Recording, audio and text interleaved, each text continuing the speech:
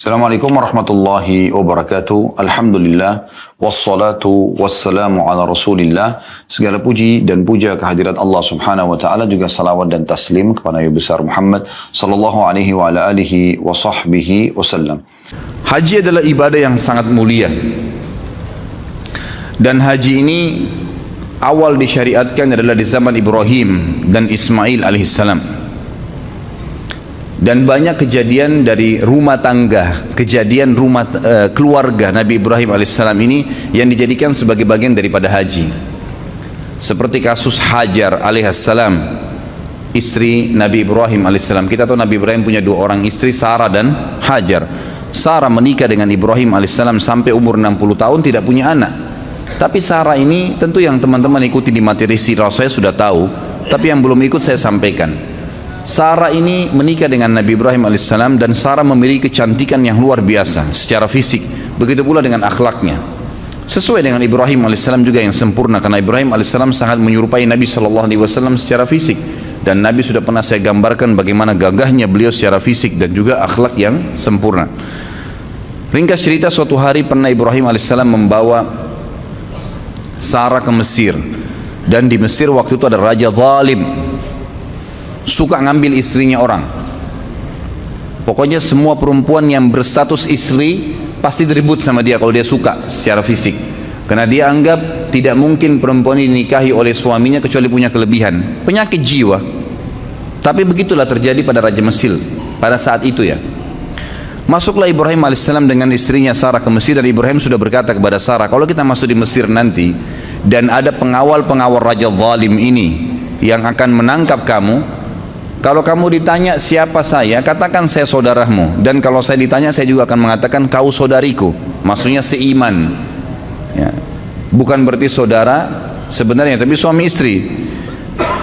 Maka sampailah mereka di Mesir, sepakat dengan poin itu. Ternyata prajurit-prajurit Mesir, Raja Mesir ini ada memang khusus untuk mencari wanita-wanita yang menjadi incaran si Raja Zalimin. Ketemu dengan Sarah, begitu melihat kecantikan Sarah sudah tidak berpengaruh lagi, dikatakan ini saudara saya, tidak percaya, pokoknya tetap kamu akan dibawa. Ringkas cerita, dibawalah Sarah kepada Raja Mesir. Begitu masuk depan Raja Mesir di istananya, dengan lihat kecantikan yang luar biasa, tidak bisa sabar, dia ingin menjamah Sarah. Waktu dia ingin menjamah Sarah, tiba-tiba tangannya stroke, karena Sarah berdoa kepada Allah Azza wa Jalla agar dihilangkan dari keburukannya raja ini. Dia kaget, dia bilang, apa yang kamu lakukan? Kenapa tangan saya tiba-tiba begini? Kata Sarah, saya minta kepada Tuhan saya untuk menghukummu, karena kau ingin menjamahku dan kau bukan suamiku. Maka dia pun berkata, berdoalah sama Tuhanmu agar stroke saya, penyakit saya ini hilang dan saya tidak akan ganggu kamu. Sarah pun berdoa kepada Allah, sembuh. Raja ini ternyata masih bandel, tetap aja dia ingin menjamah Sarah. Waktu dia ingin menjamah yang kedua, stroke lagi. Lalu dia bilang lagi, apa yang kau lakukan? Kata Sarah, saya berdoa kepada Allah Tuhan saya untuk memberikan kamu hukuman karena kau ingin menjamah saya dan kau bukan suami saya. Kata si raja, baiklah, berdoa sama Allah, sama Tuhanmu itu agar saya disembuhkan dan saya tidak akan ganggu kamu. Sarah berdoa, sembuh yang kedua kali. Ternyata raja ini masih saja berusaha menjamah Sarah yang ketiga kali. Waktu dia ingin jamah yang ketiga kali, Sarah berdoa, seluruh tubuhnya nggak bisa bergerak, yang bisa bergerak cuma mulutnya. Semua tangannya, kakinya, badannya tidak bisa bergerak. Maka dia pun berkata, saya jadikan saksi seluruh yang ada di istana saya ini ya, bahwasanya saya tidak akan menjamah kamu.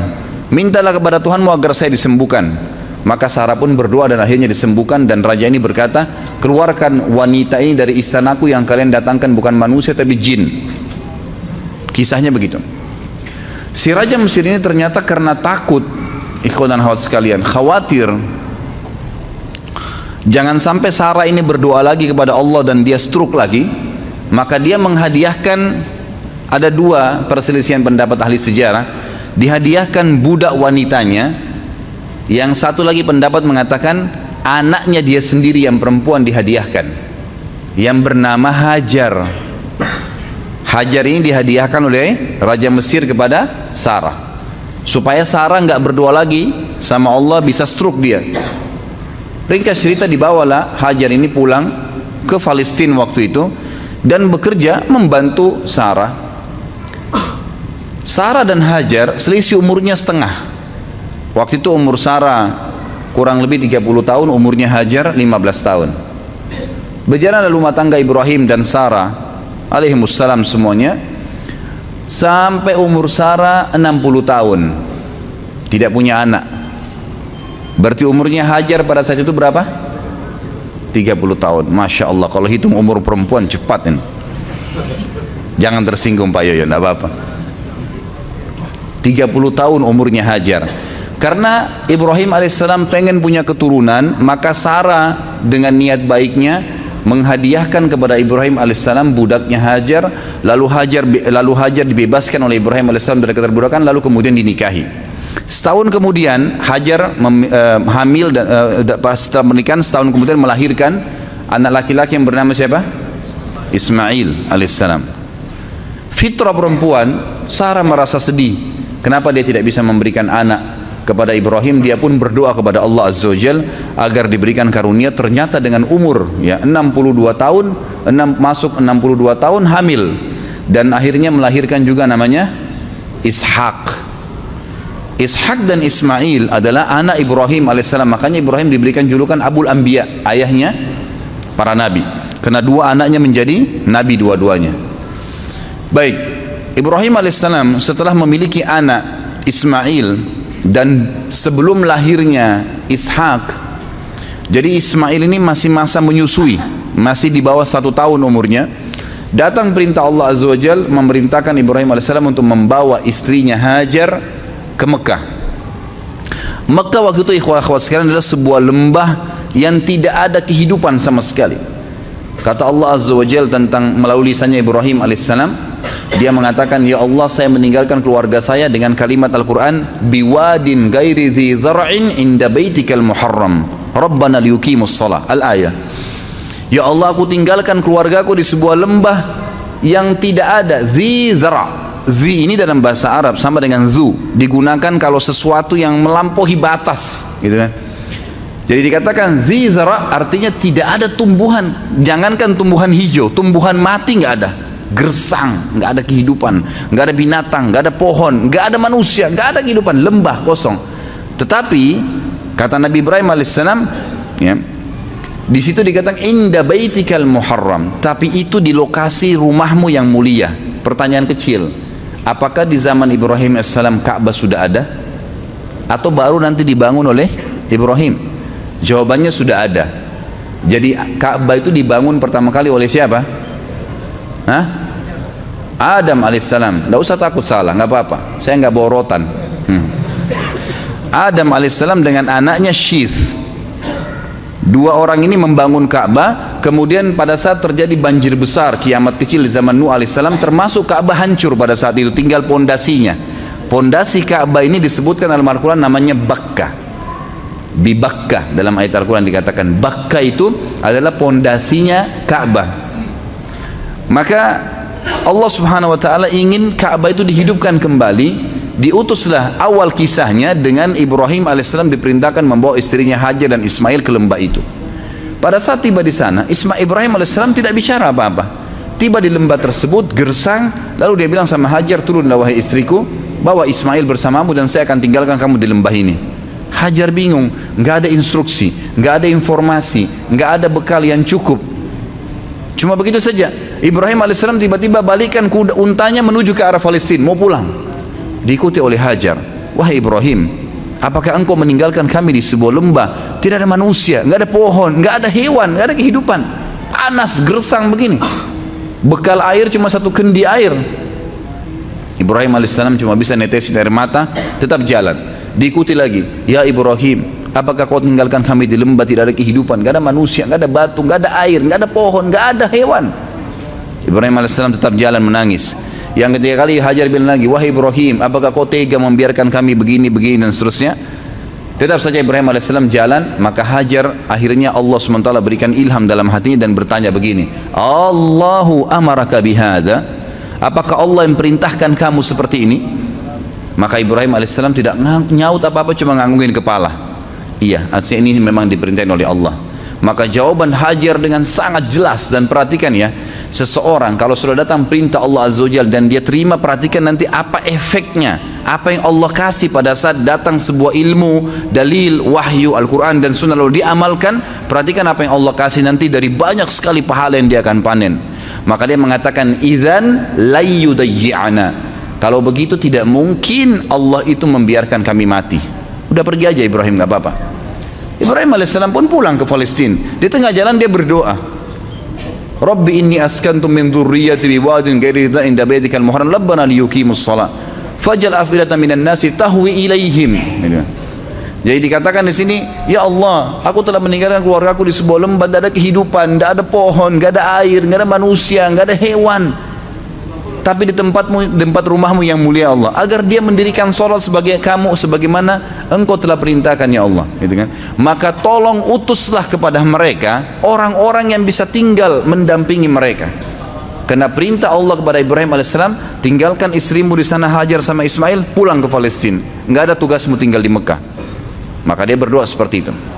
Kita kembali ke Hajar alaihissalam. Hajar waktu itu merasa prihatin setelah Ibrahim alaihissalam sudah tidak kelihatan lagi di jauh padang pasir sana. Teriknya matahari di siang hari luar biasa panas. Air yang diminum tinggal sedikit.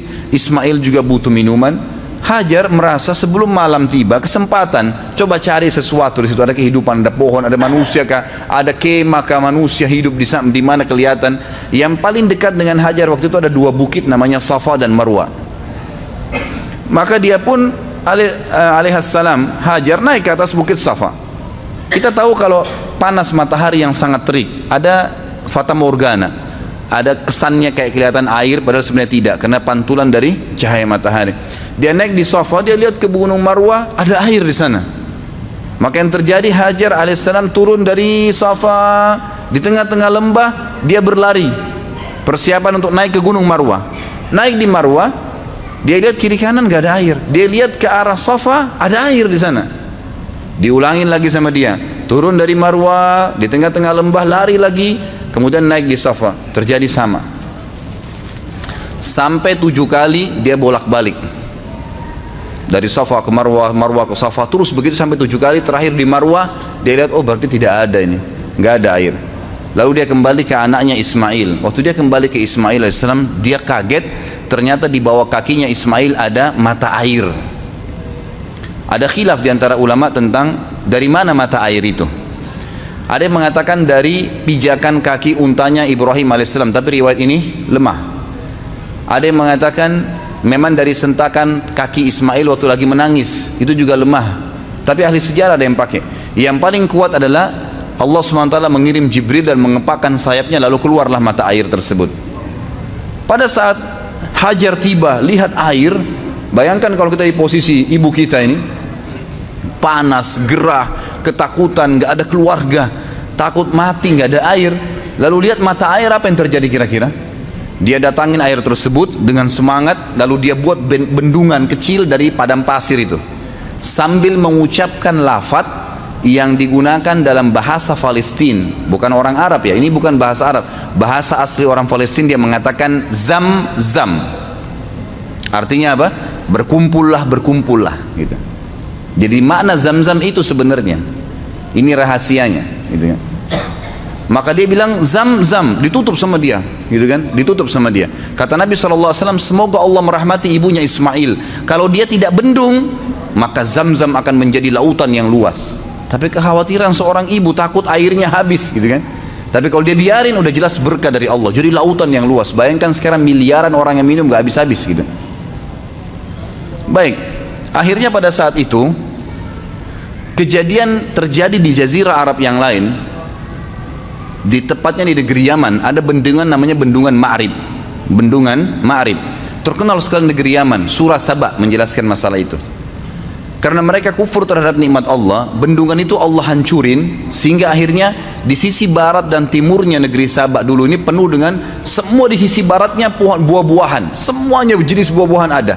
Di sebelah timurnya semua jenis sayuran ada, kaya raya mereka. Tapi karena mereka kufur, Allah hancurkan bendungannya, lalu Allah ganti dengan pohon-pohon yang berduri, gitu kan. Ringkas cerita, keluarlah suku-suku Arab dari Yaman pada saat itu, dan waktu itu tidak ada suku Arab kecuali di Yaman. Mereka keluar menuju ke negeri Syam.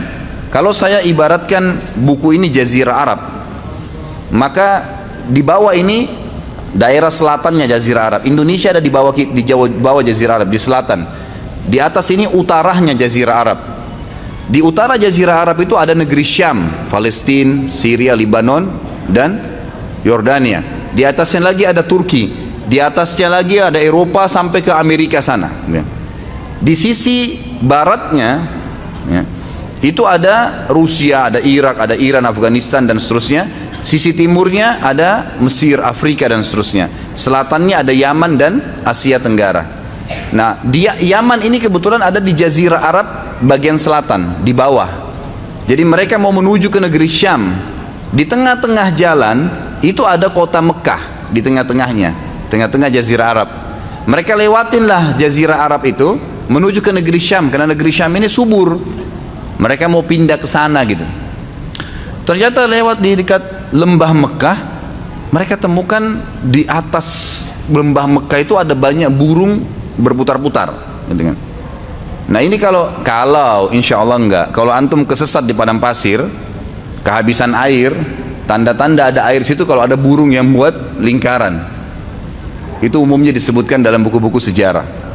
Mereka bingung, setahu kami di lembah ini enggak pernah ada air, kok bisa ada burung lagi berputar-putar. Mereka mampir, utus 2 orang, coba lihat di sana ada apa. Mereka kaget, mereka temukan Hajar dengan anaknya Ismail alaihissalam duduk di sebelah mata air Zam-Zam. Maka mereka pun punya adab dan akhlak. Mereka mengatakan, kami ingin tinggal di sini, suku kami suku besar. Tidak disebutkan jumlah mereka, tapi yang jelas ratusan orang pada saat itu. Satu suku semuanya pindah dari Yaman ke negeri Syam. Dan ini hasil dari doa Nabi Ibrahim alaihissalam yang berdua minta diutus kepada Hajar dan Ismail orang yang bisa hidup bersama mereka. Diutuslah suku ini, dan suku ini bernama suku Jurhum. Suku Jurhum. Keluarlah suku Jurhum ini terus masuk, kemudian pamit dengan Hajar, wahai ibu, kami ini adalah satu suku yang besar dan kami keluar dari negeri Yaman, tapi kami nggak punya tempat tinggal. Bisa nggak kami tinggal di sini? Nanti kami bentuk komunitas, kami punya peternakan, kami juga ahli perkebunan, karena mereka memang ahli perkebunan di Yaman, gitu kan. Kami akan buat dan kami akan bayar upeti. Yang penting kami bisa hidup dekat mata air ini. Kata Hajar, baiklah. Maka spontan pada saat itu terbentuk komunitas kota Mekah. Ada mata air, kemudian ada penduduk yang tiba-tiba langsung dengan suku yang besar. Mereka membangun rumah, mereka sudah bawa peternakan, unta, sapi, kambing dibawa dari kampungnya Yaman. Terus mereka juga sudah mahir bercocok tanam. Mereka mulai menanam-nanami wilayah Mekah itu. Ringkas cerita, menjadi rapilah Mekah itu, mulai ada penghuni. Pada saat itu Ismail alaihissalam tumbuh besar di tengah-tengah suku Jurhum. Perlu Bapak Ibu tahu, istilah Arab sendiri, Arab itu ada 2 macam. Ada namanya Arab asli, ada Arab musta'ribah. Arab asli ini adalah turunan orang Arab yang asli, dan Arab musta'ribah adalah orang Arab, orang yang bukan Arab terarabkan karena pernikahan atau menggunakan bahasanya. Seperti kasus sekarang Mesir. Mesir itu suku Kipti, bukan orang Arab mereka. Irak, bukan orang Arab. Negeri Syam, Yordania, Palestina, itu bukan orang Arab mereka. Sudan, Jazair, Tunis, Maroko, Afrika Utara, semua itu bukan orang-orang Arab mereka, suku barbar. Tapi mereka dikatakan negara Arab. Kenapa? Karena menjadikan bahasa Arab sebagai bahasa negaranya. Dan pada saat ekspansi Islam di zaman Umar bin Khattab, zaman Uthman bin Affan, mereka menikah dengan orang-orang Arab, dari tabi'in, dari sahabat yang bergabung sama mereka, maka dikatakan mereka orang-orang Arab. Ismail alaihissalam bukan orang Arab, karena beliau dari Ibrahim alaihissalam orang asli suku Babilonia, dari Irak. Ya, gitu. Orang asli Irak, asli orang Irak namanya suku Babilonia. Maka mereka Ismail berbaur sampai besar dan menikah dengan anak kepala suku Jurhum. Setelah menikah, tapi tidak disebutkan di sini prediksi umurnya Ismail alaihissalam, karena ini kisah yang cukup panjang. Saya ringkaskan melihat waktunya. Maka datanglah Ibrahim alaihissalam, diperintahkan oleh Allah SWT untuk mengunjungi Mekah. Beliau datang mengunjungi istrinya. Tapi pada saat itu yang saya dapat dalam buku sejarah adalah setelah Ismail menikah dengan anak kepala suku Jurhum. Datang, dan Ismail ini sangat gemar alaihissalam berburu, sangat gemar berburu. Maka dia pun lagi keluar berburu. Ibrahim datang ke rumahnya lalu bertanya pada istri dari belakang pintu, di mana suamimu? dikatakan lagi pergi berburu. Berapa lama kira-kira biasa dia berburu? Ya sekitar sebulan baru kembali. Sering kali pergi berburu, sebulan baru kembali. Kemudian kata Ibrahim, bagaimana kehidupan kalian? Istrinya mengeluh, hidup kami susah, hidup kami nggak enak, hidup kami gini. Tidak pernah lisannya mengatakan alhamdulillah, tidak pernah ada pujian Allah. Maka kata Ibrahim, kalau suamimu kembali titip pesan bahwasanya ada seseorang yang bernama Ibrahim mencari dia dan suruh dia mengganti tiang pintu rumahnya. Pulanglah Ibrahim alaihissalam setelah ketemu Hajar beberapa hari, lalu kembali lagi ke Palestina. Ismail alaihissalam kembali. Ismail tentu sudah tahu tentang siapa Ibrahim ayahnya, sudah tahu kisahnya dari ibunya Hajar, tapi belum pernah ketemu. Sampai saat itu belum pernah ketemu. Lalu kemudian Ismail pulang ke rumahnya, tanya istrinya, siapa yang datang? Oh, ada tamu namanya Ibrahim. Apa yang dia bilang? Dia tanya masalah-masalah kita di sini, lalu saya menyampaikan keluhan-keluhan kita semuanya, keadaan kita di sini. Lalu apa pesan dia? Dia katakan, gantilah tiang pintu rumahmu. Kata Ismail, itu ayah saya Ibrahim, dia seorang nabi dan dia memerintahkan saya untuk menceraikanmu, maka saya akan antar ke rumahmu. Diceraikanlah istrinya yang pertama. Jadi ini bahasa Ibrahim alaihissalam yang sangat santun agar mengganti istri anaknya. Beberapa bulan kemudian datang lagi Ibrahim alaihissalam, tidak disebutkan juga pasnya berapa bulan, tapi beberapa bulan dalam buku-buku sejarah. Beberapa bulan setelah itu datang Ibrahim alaihissalam kedua kali, ternyata Ismail lagi berburu lagi. Kemudian dia datang, ternyata Ismail sudah menikah dengan anak suku Jurhum yang lain. Lalu Ibrahim bertanya, bagaimana kabar kamu, di mana Ismail? Dia bilang, suami saya lagi berburu. Bagaimana kehidupan kalian? Istri yang kedua ini semuanya pujian kepada Allah. Alhamdulillah hidup kami cukup, alhamdulillah kami bahagia, alhamdulillah begini, selalu muji Allah. Maka kata Ibrahim alaihissalam, kalau suami kau kembali, katakan ada tamunya datang bernama Ibrahim, dan sampaikan agar dia mempertahankan tiang pintu rumahnya. Maka Ibrahim alaihissalam pun tidak pulang ke Palestina, tinggal sama istrinya sampai anaknya Ismail pulang. Lalu bertemulah mereka. Tentu pada saat Ismail pulang ke rumahnya dulu, dia belum ke rumah ibunya. Lalu dia tanya istrinya, siapa yang datang? Dia katakan ada satu orang nama Ibrahim. Apa pesannya? Dia suruh pertahankan tiang pintu rumahnya. Tiang pintu rumahmu. Kata Ismail, itu ayah saya Ibrahim, dia seorang nabi dan dia menyuruh saya mempertahankan rumah tangga denganmu. Ringkas cerita, Ismail ketemulah dengan Ibrahim alaihissalam. Lalu mereka berpelukan. Seterusnya, setelah itu Ibrahim alaihissalam tidak kembali ke Palestina. Ada perintah Allah azza wa jalla yang diperintahkan kepada Ismail Ibrahim alaihissalam. Baru berapa hari saja ketemu dengan anaknya Ismail, perintah yang luar biasa pada saat itu adalah disuruh Ibrahim menyembelih anaknya Ismail. Baru berapa hari ketemu anaknya sudah disuruh sembelih. Dan yang luar biasanya, perintah ini hanya datang dalam bentuk mimpi saja. Dan perlu kita tahu, para nabi-nabi kalau mimpi itu semua berita benar. Dia mimpi menyembelih anaknya. Lalu Ibrahim alaihissalam dalam surah Anbiya, dalam surah Ibrahim diceritakan, dia berkata kepada Ismail, bahwasanya saya melihat dalam mimpi saya menyembelih kamu, bagaimana pendapatmu? Inni ara fi manami anni adbahuk, fandur madza tara. Maka Ismail menjawab dengan sangat santun, sangat baik, ya abatif al ma tu'mar, satajiduni insyaallah minas sabirin. Wahai ayahku, lakukanlah apa yang sebenarnya kau diperintahkan dan kau akan dapat saya termasuk orang-orang yang sabar. Akhirnya Ibrahim dan Ismail AS sepakat, ayo dah kita jalani apa perintah Allah. Dua-duanya pergi sampai ke wilayah Mina. Kalau sekarang itu tepatnya lewat lempar jumroh, untuk melempar jumroh. Pada saat itu datanglah Ismail dan Ibrahim AS di 3 titik di dekat gunung Mina yang sudah diperintahkan oleh Allah dalam mimpi untuk disembelih anaknya Ismail. Dia melihat syaitan datang mencoba mengganggunya, lalu Ibrahim AS melempari 7 kerikil kecil ke arah syaitan tersebut sambil membaca Bismillahirrahmanirrahim, Allahu Akbar. Di titik 1 syaitannya pergi, di titik 2 kemudian dia datang lagi, dilempar lagi, titik 3 juga begitu. Akhirnya setelah 3 kali dilempar tidak datang lagi syaitannya. Kemudian sampai di tempat sembelihan, kata Allah Subhanahu wa taala, falamma tallahu lil jabin. Pada saat Ibrahim sudah meletakkan leher anaknya, pedangnya sudah diangkat dan sudah diayunkan, dua-duanya sudah pasrah. Ismail sudah pasrah, Ibrahim alaihissalam sudah pasrah, jadi tidak setengah-setengah. Dan ini kita perlu juga ambil pelajaran di sini, ikhwah akhwat sekalian. Cobaan Allah SWT itu kadang-kadang diuji iman kita sampai titik terakhir. Pada saat sudah betul-betul pasrah, diangkat pedang, dia sudah akan sembelih, ditahan pedangnya oleh Jibril alaihissalam, lalu kemudian digantikan dengan zibhin azim, sembelihan yang agung, maksudnya seekor domba yang besar. Lalu Allah mengatakan, ya Ibrahim qad saddaqtar ru'ya, hai Ibrahim kau sudah percaya mimpi yang telah kami kasih, maka kami akan gantikan kamu dengan sembelihan tadi. Digantilah sembelihan tersebut. Lalu kemudian Ibrahim dan Ismail AS diperintahkan oleh Allah setelah itu membangun Ka'bah. Maka Ibrahim dan Ismail pun membangun Ka'bah di pondasi yang sudah ada dibangun oleh Adam dan Syith alaihimussalam semuanya. Dibangunlah pondasi tersebut. Setiap kali Nabi Ibrahim alaihissalam mundur untuk melihat posisi Ka'bah sudah rapi atau belum, maka Ibrahim alaihissalam berdiri di sebuah tempat yang agak tinggi, lalu pada saat beliau turun, beliau sempat loncat ke bawah. Loncatan Nabi Ibrahim alaihissalam dari tempat tinggi itu yang melihat apakah sudah rata bangunan Ka'bah atau belum, ke bawah itu keinjak tanah dan sempat ada bekas telapak kakinya yang sekarang dikenal dengan maqam Ibrahim.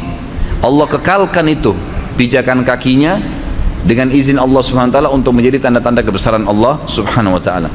Kemudian pada saat selesai bangun Ka'bah, kata Ibrahim alaihissalam kepada Ismail alaihissalam, coba carikan saya batu yang kuat agar bisa bangunan ini kuat pondasinya, karena memang posisinya berdiri, karena memang bangunan ini tadinya didirikan dari tanah liat yang dibasahkan lalu dikeringkan lalu kemudian disusun, jadi mudah runtuh gitu kan.